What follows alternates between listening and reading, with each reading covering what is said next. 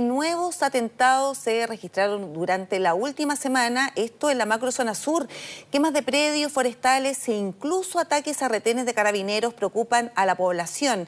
Distintos parlamentarios critican al gobierno por el manejo con que se está llevando la crítica situación en el sur de nuestro país. Y para conversar precisamente sobre este tema, estamos con el diputado republicano Mauricio Ojeda. ¿Cómo está, diputado? Hola, Maribel, muy bien. Gracias por darnos la oportunidad de conversar sobre un tema tan importante y tan preocupante a la vez como es la región de la Araucanía. Sí, muy preocupante. Gracias por estar con nosotros, diputado. Muy preocupante porque lo que hemos visto que, bueno, hay atentados ciertos violentos, pero en las zonas más rurales. Ahora se habla de que estos se han trasladado ya a zonas urbanas. Sí. Bueno, este es, Maribel, un conflicto que se arrastra desde hace 25 años, un cuarto de siglo que estamos con el mismo problema y seguramente han pasado cientos de entrevistados por este mismo lugar y parece que nadie hace nada. Simplemente se contiene, se mantiene, entre comillas, porque esto es como un cáncer que hoy día se ha ramificado. Partió en una comuna pequeñita que se llama Lumaco, en la región de la Araucanía, donde se quemaron 2 camiones hace 25 años. Y hoy día completa la región de la Araucanía, el Biobío, los ríos, y así sigue creciendo como cual cáncer. Y esto es tremendamente preocupante porque las autoridades políticas definitivamente no han estado a la altura con la macrozona sur. Pero ahora, bueno, ya se ha decretado estado de excepción, también se ha establecido esta prórroga. Primero se hablaba de solamente 15 días y que no se iban a extender. Finalmente los hechos han dado cuenta de otro escenario y que el gobierno ha decidido prorrogar y pedirle al Congreso Nacional que se extienda esta medida. Eso es un camino. Sí, estas son las vueltas de la vida, entre comillas, y cuando este concepto se aplica de que otra cosa es con guitarra, cuando tú conoces la realidad de la macrozona sur de la región de la Araucanía, es donde toma este tipo de decisiones. Vimos siempre al presidente Gabriel Boric, mientras era parlamentario, y a sus ministros que fueron parlamentarios, siempre oponerse a la presencia militar en la región de la Araucanía y en el sur de Chile. Y eso básicamente porque había un desconocimiento y se actuaba más bien de manera política. Hoy que son gobierno y tienen la responsabilidad de la seguridad, saben perfectamente que sin los militares en la región de la Araucanía, esto se desbanda y más gente comienza a tener que salir, dejar sus hogares, en una cuestión que de verdad hoy día es una crisis humanitaria en la región de la Araucanía. La cantidad de personas desplazados que tenemos desde hace muchos años es tremendamente preocupante. Tener a los militares, como hoy día plantea el gobierno, que es de manera acotada. Sin duda es un alivio y bajan los niveles de violencia, pero no es la solución definitiva. Pero ¿se debiese ampliar entonces este estado acotado de excepción a uno total? Esto porque, claro, actualmente donde están los militares son en las vías, en los caminos. ¿Usted dice que eso tiene que cambiar y que sea ya en todo el territorio? Tiene que cambiar, Maribel, porque la violencia se concentra especialmente en las zonas rurales y en los caminos interiores, no en las carreteras solamente, porque también llegan a las carreteras. Y eso es una porfía, en definitiva, del gobierno. Ahora, a mí me gusta decir las cosas como son y por su nombre. La verdad de esto es que el gobierno, y ningún gobierno, quiere que los militares estén en los lugares donde ocurren estos atentados incendiarios porque nadie quiere tener una baja. Nadie quiere víctimas, nadie quiere personas muertas. Entonces es un círculo vicioso. La autoridad política está más preocupada de evitar alguna crítica política o internacional o que tenga que ver con reivindicaciones ancestrales, que efectivamente hacer cumplir la ley al pie de la letra. Si ese es el problema en nuestro país, en la zona sur, la ley no se cumple al pie de la letra. No existe el Estado de Derecho. El Estado no ingresa a muchos lugares y si alguien quiere entrar, tiene que pedir permiso. Si no, pregúntele a la ministra del Interior, que quiso entrar como si fuera su casa. Y ya sabemos cómo se las llevó, la sacaron a balazo. Sí, de hecho fue una de las principales medidas que ella tomó, viajar a la Araucanía, intentar ingresar a Temucuicui y finalmente no pudo porque hubo balazos en ese lugar, le prohibieron el paso y la verdad es que fue el gran traspié que tuvo al comienzo la ministra del Interior, Isquia Siches. Ustedes impulsaron una acusación constitucional en su contra que finalmente se cayó. No hubo el apoyo de parte del otro sector de la derecha, ni de la UDI, ni de Renovación Nacional.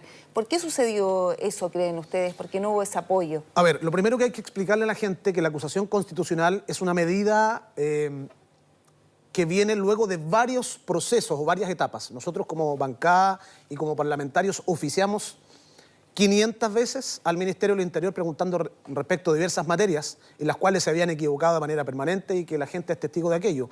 Nunca recibimos respuesta a aquellos oficios que son parte de nuestra labor parlamentaria, fiscalizar al gobierno y a las instituciones. Luego quisimos interpelar, que es otra acción, a la ministra, pero nunca tuvimos el apoyo de parlamentarios que son, entre comillas, hoy día de la oposición, vale decir, la UDI, de su sector, del sector de la oposición. Y si tú me preguntas a mí, ¿por qué? Insisto, siendo sincero, que a veces en política cuesta que la gente lo sea, la lucha de egos en política es brutal. Y si no se te ocurre a ti o no lo haces tú, me cuestiono o veo si es que te apoyo. Porque el mérito existía y era suficiente. La ministra del Interior hoy día es la peor ministra evaluada en nuestro país, con una de las crisis de seguridad más grandes que recordemos en la historia de Chile. Entonces, ¿cómo no iba a haber razón suficiente para, ¿no es cierto?, interpelar en primera instancia, que se lo pedimos a nuestro sector? No lo quisieron dar.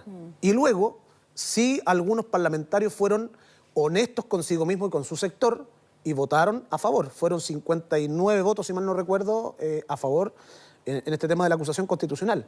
Entonces, hay gente que efectivamente, o parlamentarios que tienen la cordura suficiente para ser consecuentes, porque eso es lo que falta en política. En el pasillo, entre los amigos políticos se dice una cosa y se encienden las luces, se prende una cámara y el discurso cambia.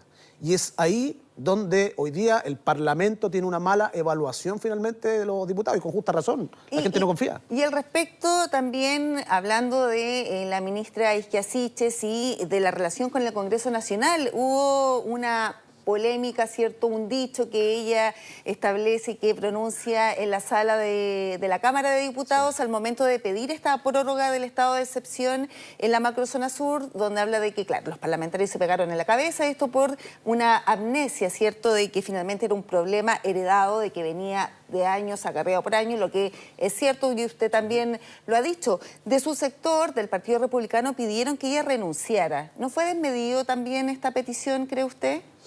A ver, aún me duele el chichón en la cabeza del golpe aquel, pero no. Lo que se alega por lo que sucedió en la Cámara es la falta de respeto de una autoridad a un poder independiente del Estado. No había sucedido desde hace más de 30 años que se tuviera que eliminar un párrafo o un texto desde el acta que se genera en cada sesión en la Cámara de Diputados. Entonces es un hecho efectivamente que pasa los límites respecto de lo que a ella le corresponde.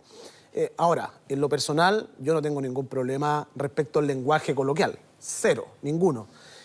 Y finalmente, cuando alguien solicita la renuncia, que no han sido solamente la bancada republicana, sino que ya varias bancadas, es por una consecución de actos que han ido generando que la ministra vaya fallando, partiendo, como comentamos al comienzo, cuando puso en riesgo su vida, la del cargo, la de los funcionarios policiales, de funcionarios de Estado, por una irresponsabilidad, porque ella fue advertida de no ingresar en la forma en que lo hizo. Y hay una consecución de hechos, digamos, donde también falseó información o mintió en la Cámara también de Diputados, en una sesión oficial, en la Comisión de Seguridad, donde ella manifiesta, ¿no es cierto?, que se van estos extranjeros y se devuelven al país. Hay una falta de rigurosidad gigante. Y eso yo espero que lo corrijan. Insisto, yo soy un parlamentario de oposición, pero siempre estoy disponible para hacer aporte y no para destruirlos. De verdad a mí me duele que se equivoquen tanto y que tengan que constantemente salir a pedir disculpas, porque eso no le hace bien a Chile.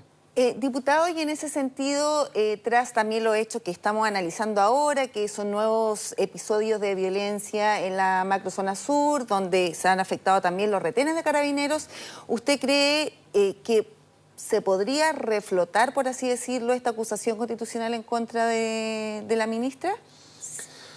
¿Hay ánimo de aquello o no? La situación es grave. A ver, no porque una acusación constitucional se haya caído respecto de la cantidad de votos que sacó, significa que no se puede volver a acusar constitucionalmente, ¿no es cierto? Y hay que ir juntando los antecedentes que correspondan para jamás dejar de lado todas las herramientas legales que tenemos nosotros como parlamentarios. Y la situación, efectivamente, hoy día, díganme si no es de toda gravedad, el lugar más seguro en nuestro país debiera ser un cuartel de carabineros. Cada vez que estamos en problemas, los chilenos llamamos a los carabineros. Siempre nos acordamos de ellos cuando estamos en problemas. Entonces, que ataquen la casa de los carabineros, los cuarteles, y no pase nada, es señal de preocupación. En 4 días, 2 cuarteles de carabineros atacados a balazos. En Capitán Pastene y en la comuna de Victoria. Es cosa de ir a mirar la tenencia de Ercilla. De verdad, parece un verdadero colador como está lleno de balazos. Todas las panderetas, hacia adentro también en la infraestructura. Los carabineros en aquella tenencia tienen que estar de manera permanente con casco antibala, chaleco antibala, porque en cualquier momento pasan a atacarlo. Ya es innumerable la cantidad. Y eso pasa porque la autoridad política no le ha entregado el piso y el respaldo a Carabineros. ¿Por qué? Porque Carabineros prácticamente está atado de manos sin poder usar sus armas y en una desigualdad de fuerza que es brutal, Maribel. Tienes a un carabinero con un revólver con 6 balas y cuando son atacados con su ametralladora, con una AK-47, te quedan 6 oportunidades para defenderte y después solamente esperar que te maten. Entonces, un llamado ahí a la autoridad y nosotros como oposición vamos a estar disponibles para equipar a Carabineros de verdad. El mínimo o el desde es que sea en igualdad de fuerza, no un revólver contra una subametralladora. Diputado, le queremos agradecer que haya estado con nosotros acá en esta conversación en Mega Noticias Alerta. Maribel, muchas gracias a ti. Muchos saludos también a la gente que está en la casa.